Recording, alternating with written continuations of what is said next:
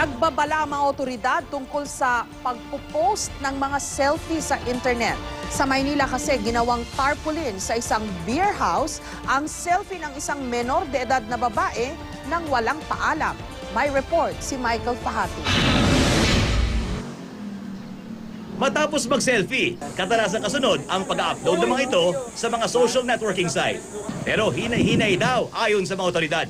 Isa kasing menor de edad ay tatago natin sa pangalang Clarice. Ang nagulat na lang ng ang selfie pinost niya sa kanyang account sa isang social networking site, pinirata at ginamit sa isang tarpaulin ng isang beer house sa Santa Cruz, Maynila. Isang kaibigan daw ni Clarice ang nakakita ng tarpaulin.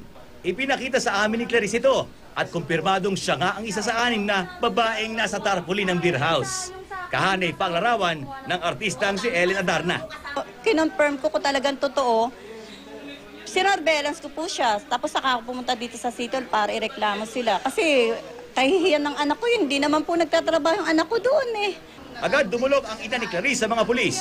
Kilala rin daw ni Clarice ang isa pang babaeng nasa larawan at kinumbisi na ring magreklamo sa mga otoridad.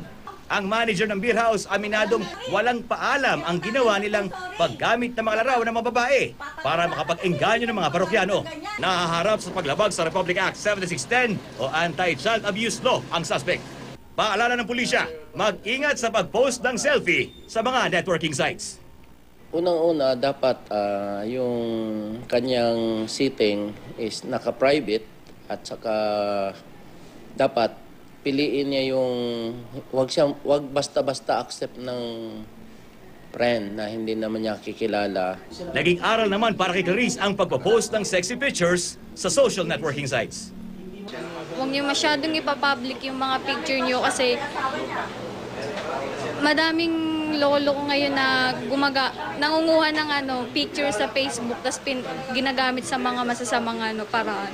Michael Fahatin, GMA News.